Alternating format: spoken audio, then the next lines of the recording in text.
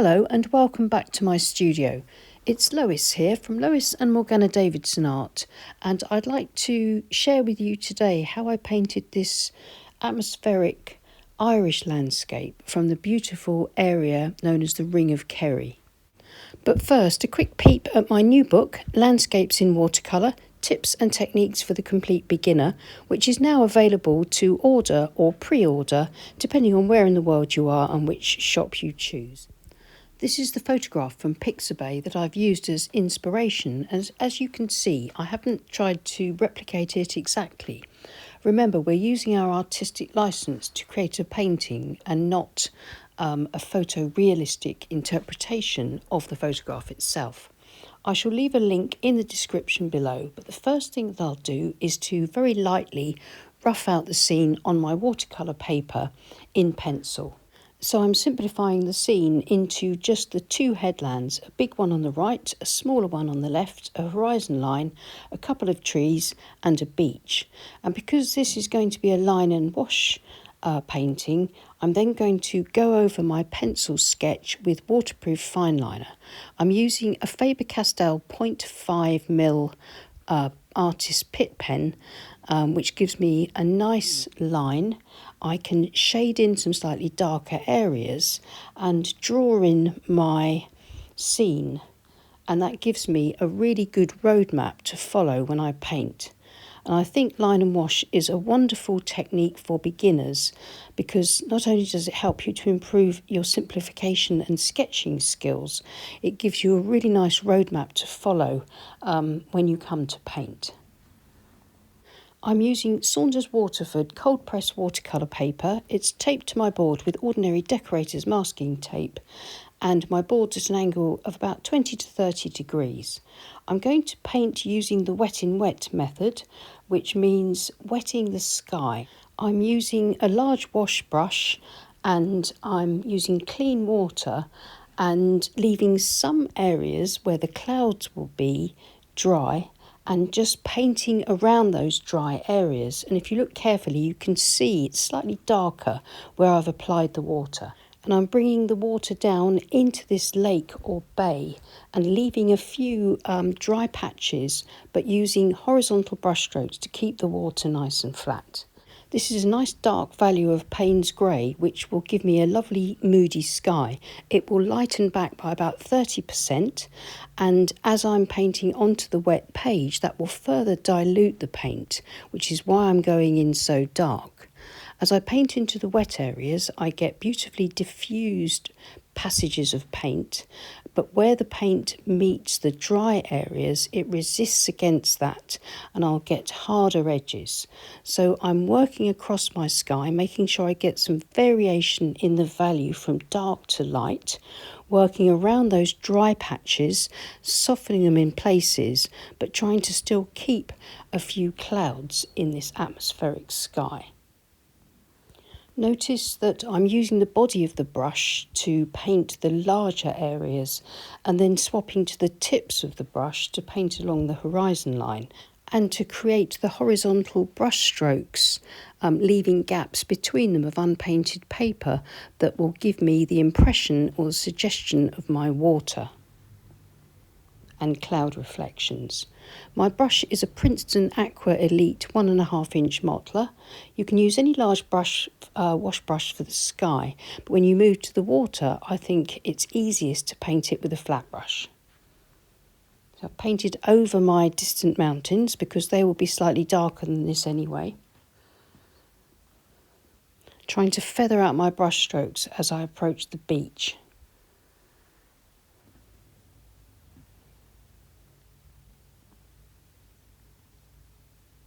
Then once I'm happy with my water, I'm going to add a bit of burnt sienna to my Payne's Grey and using the tips and the side of the brush to drag the paint across the beach so I get some dry brush strokes.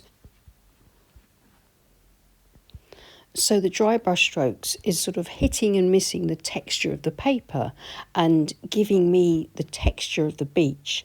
And I can keep adding to this throughout the painting and just building up the effects that I want. But for now, this dry brush stroke will give me a nice underpainting.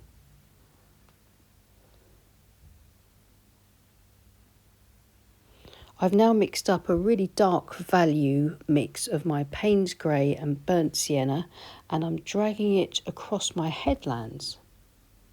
Using the corner of the brush, just filling it in where I need my darkest shadows, below the trees and around the rocks and over on this other side. Trying to be really loose about this, trying to just follow the roadmap and trust the process.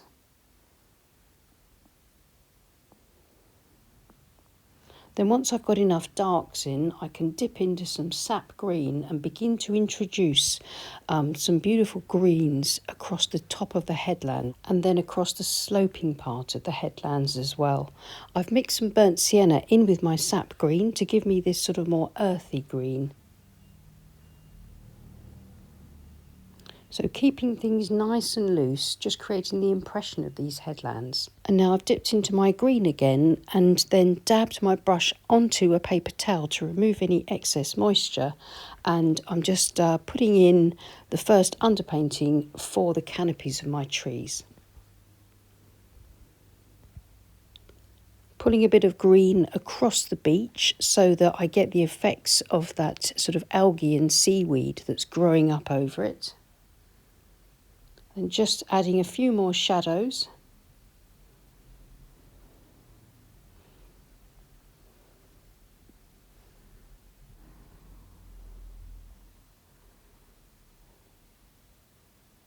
Notice I'm nearly always working with the tips of the brush.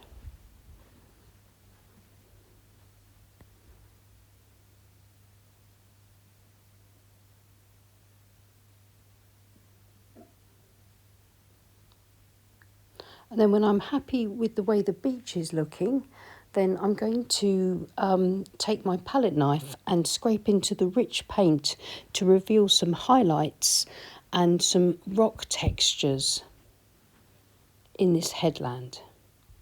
What it does, it scrapes back the paint so you see the layers underneath, and then I can go in and add some shadows below that with some darker, richer paint, and it just gives me some interesting textures. You can paint every rock if you'd rather, if you're not keen on this scraping back technique, but it's just something that I really enjoy doing, and it's an important part of my watercolour style. This is my 3/4 inch flat brush, and I'm using it just to add some extra shadows around those lovely marks that I've scraped in with the palette knife.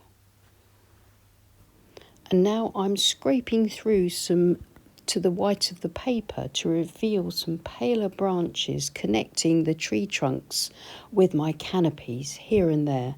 I'm going to try not to overdo this, but this should actually really help to add to the complexity of these beautiful windswept trees when I come to paint them and finish them off with the wet on dry method later on. And that's the underpainting just about finished. I'm now going to leave it to dry completely. So here's the dry painting, and I'm taking my size 14 Escoda Perla round brush and using a pale sort of bluish grey to paint in my distant headland across the horizon line. This is quite a light value of my Payne's Grey. I think it's just got a little bit of the burnt sienna in it, and it's quite watery, and that should give me a sense of aerial perspective. Just a few marks on the top there for the distant trees, just a hint of them in the distance helps to add depth and distance and gives some context to this scene.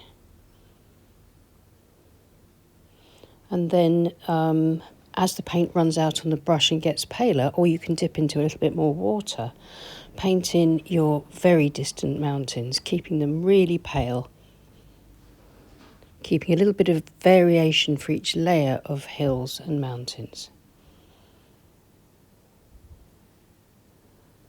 Making sure that you keep nice and flat across the horizon. You can of course dab out with a tissue if you go over your horizon at all.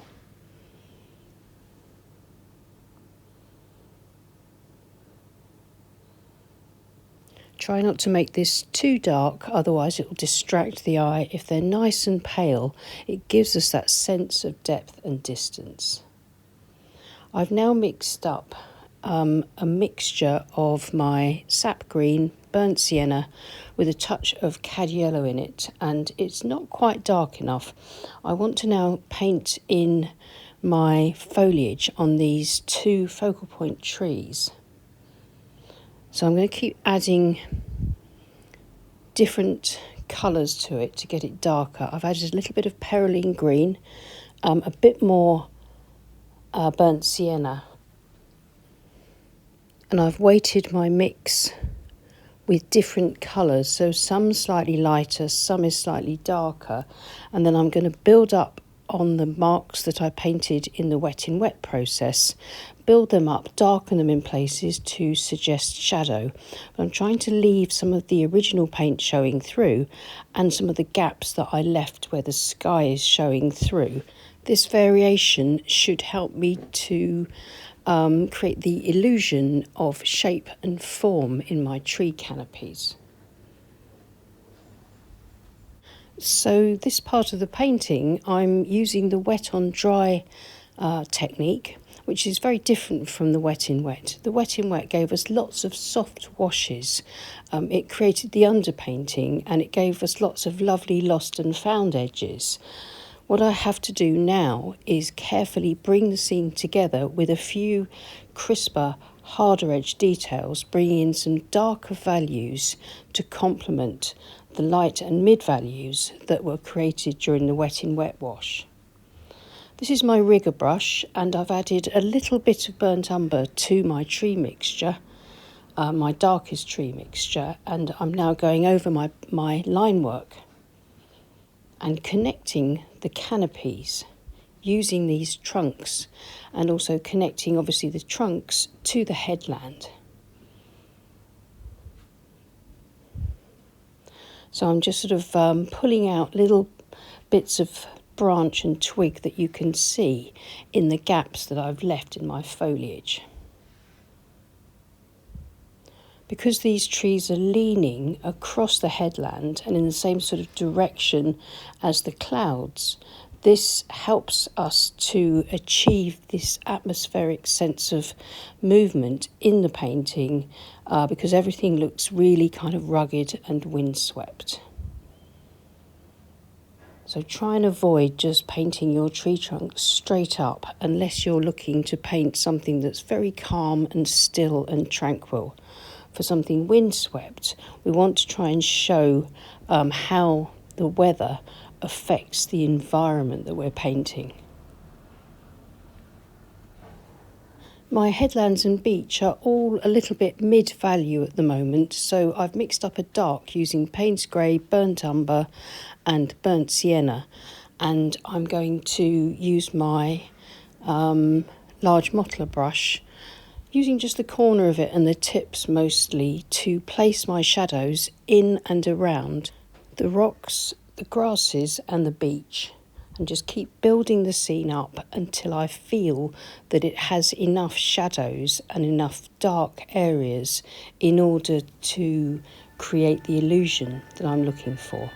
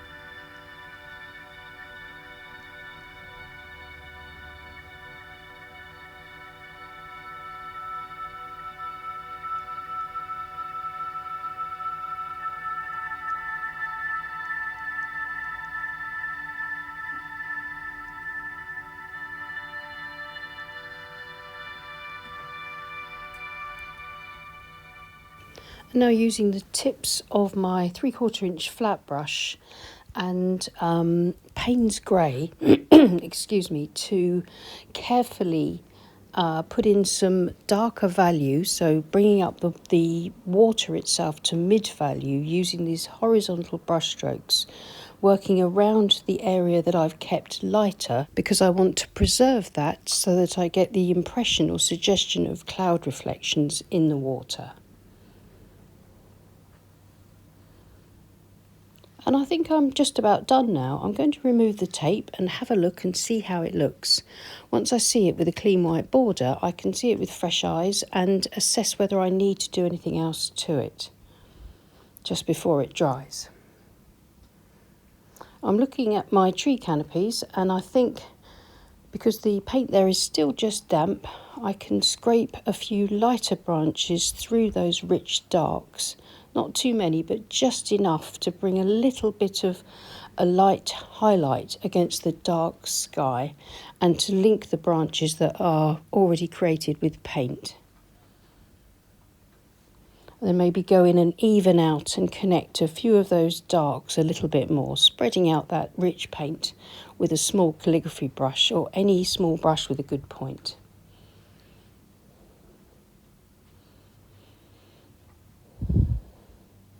Just dabbing on a few little extra spots here and there, sort of making the edges a bit more ragged and adding some tiny bits of foliage against those lighter bits of sky.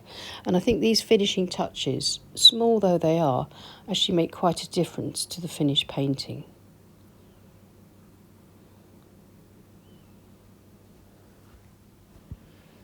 So here's the finished painting.